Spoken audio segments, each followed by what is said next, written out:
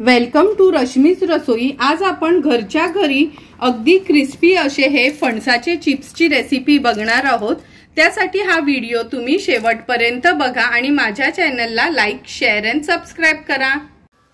गावी अलिबागला गेलो आणि बघितलं का जो पहिलाच फणस आमच्या झाडाला आलेला तो बऱ्यापैकी मोठा झाला होता। मग ठरवलं चला आपण हा काढून बघूया। काढला आणि कापून बघितला तर हा थोडा कच्चाच होता।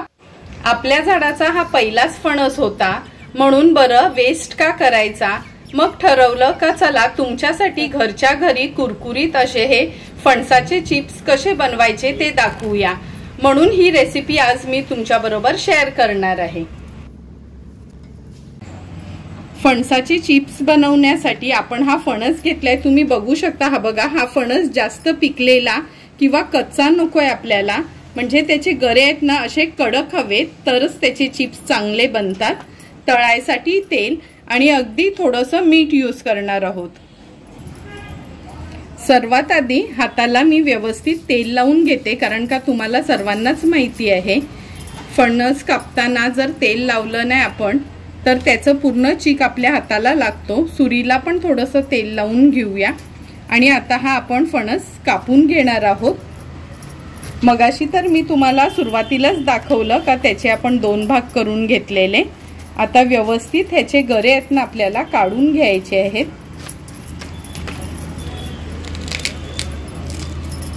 हे बघा, असे हे कडकच हवेत। मेन इम्पॉर्टंट ती गोष्ट आहे, चांगले कुरकुरीत जर चिप्स बनवायचे असतील आपल्याला, सर्व गरांचे मी अशा ह्या बिया काढून घेते आणि हा गरा असा हे सेपरेट करून घेते आणि नंतर तुम्हाला दाखवते। आणि तुम्हाला सर्वांनाच माहिती आहे ह्या बिया आपण कधीच वेस्ट नाही करत। ह्या बियांची भाजी कशी बनवायची तो व्हिडिओ तर मी ऑलरेडी अपलोड केलाय आणि त्या बियांमध्ये जवळा घालून किंवा त्या बियांचा ठेचा कसा बनवायचा तो व्हिडिओ पण मी लवकरच अपलोड करणार आहे। आता सर्व गरे हे मोकळे करून घेते मी। हे बघा, अर्ध्या फणसाचे हे गरे मी काढून घेतलेत आणि तुम्ही बघू शकता किती सुका म्हणजे हा गरा आहे। आता ह्याला आपण चिप्स मध्ये कट करून घेणार आहोत। आणि लक्षात ठेवा, कट करताना खूप पातळ किंवा खूप जाड नाही ठेवायचं आहे। ती एक पद्धत असते कट करायची। हे बघा, तुम्ही विळीवर देखील कट करू शकता। अशाच पद्धतीने सर्व गरे मी अगदी व्यवस्थित असे कट करून घेते।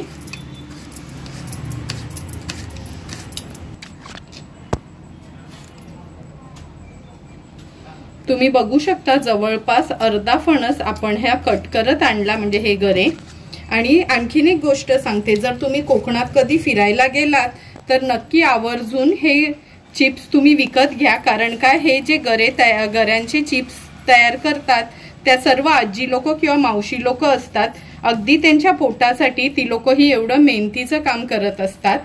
अशा पद्धतीने आपले थोडे थोडे करून सर्व फणसाचे हे गरे कट करून झालेत। आता लगेचच आपण हे चिप्स बनवायला सुरुवात करूया। हे बघा, तेल पण आपण गरम करत ठेवलेलं। आता हे बनवलेले चिप्स आपण ऍड करूया तेलावर।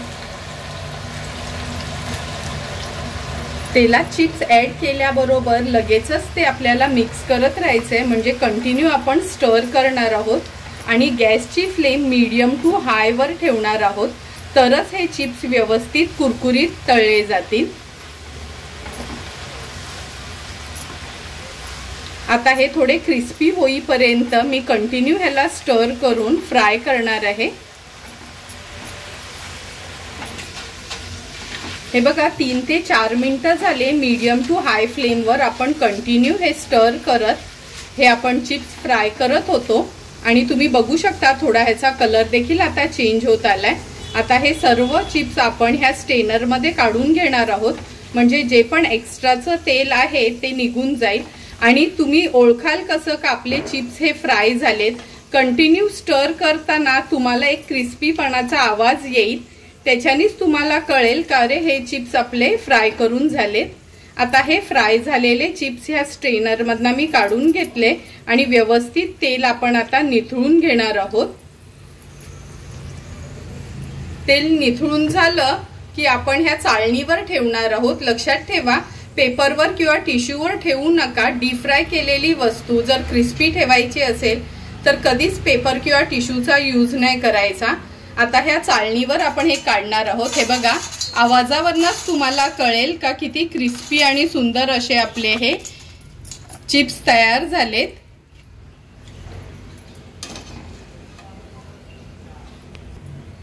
आता अशाच पद्धतीने उरलेले चिप्स देखील आपण फ्राय करून घेणार आहोत। ही बघा, आपली ही सेकंड बॅच पण फ्राय होत आली, म्हणजे ही पण आता काढून घेतोय आपण। आणि तुम्ही बघू शकता, आणखीन एक गोष्ट तुम्हाला सांगते, हे फ्राय करून झाले का थोडे हे ट्रान्सपरंट असे आपल्याला दिसतात। त्याच्यावरनं पण आपल्याला कळतं का हे व्यवस्थित फ्राय झालेत। आता उरलेले चिप्स पण मी असेच फ्राय करून घेते।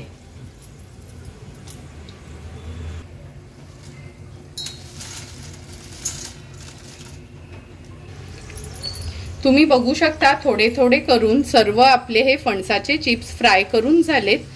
आता हे गार झाले की आपण सर्विंग प्लेट मध्ये सर्व करून घेणार आहोत।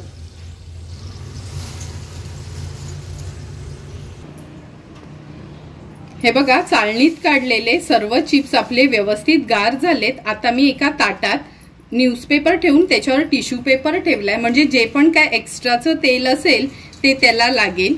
पण लक्षात ठेवा, हे चिप्स गार झाल्यानंतरच तुम्ही टिश्यू पेपरवर ठेवा। गरम असताना चाळणीतच ठेवायचे आहेत। व्यवस्थित पसरून घेते आणि एक 2 ते 3 मिनिटांनी थोडं तेल ह्या टिश्यूला ऑब्झॉर्ब झालं का आपण ह्याच्यावर मीठ ऍड करणार आहोत। 2 ते 3 मिनिटं झालीत, आपण हे चिप्स सर्व ह्या टिश्यूवर ठेवलेले आता ह्या ताटात ओतून घेते। हे बघा, आवाजावरूनच तुम्हाला कळेल का किती छान असे क्रिस्पी हे तयार झालेत। आता ह्यात आपण थोडंसं मीठ स्प्रिंकल करणार आहोत। तुम्ही बघितलं असेल, फ्राय करताना मी ह्याच्यावर मिठाचं पाणी नव्हतं ऍड केलं, कारण का कधी कधी व्यवस्थित त्याचं टेम्परेचर सेट नाही झालं तर ते चिप्स नंतर थोडे नरम पडतात। म्हणून मी कधी चिप्स तयार झाले का त्याच्यानंतरच मीठ स्प्रिंकल करते आणि हे अगदी अलगद हाताने व्यवस्थित मिक्स करून घ्यायचं आहे, म्हणजे आपलं हे मीठ सर्व चिप्सला व्यवस्थित लागेल। हे बघा, सुंदर असे आपले हे फणसाचे चिप्स रेडी झालेत। आता हे रेडी झालेले चिप्स आपण सर्विंग प्लेट मध्ये सर्व करणार आहोत। सुंदर असे तयार झालेले हे आपले फणसाचे चिप्स आपण ह्या सर्विंग प्लेट मध्ये सर्व करून घेतो। हे जर तुम्ही एअरटाईट बरणीत किंवा प्लास्टिक बॅग मध्ये जर स्टोर करून ठेवले तर वर्षभर देखील हे चिप्स असेच राहतात।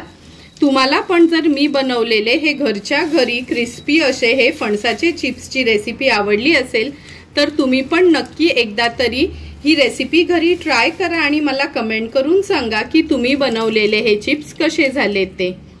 तुम्हाला जर मी बनवलेल्या ह्या चिप्सचा व्हिडिओ आवडला असेल तर नक्की माझ्या चॅनलला तुम्ही लाईक, शेअर अँड सबस्क्राईब करा।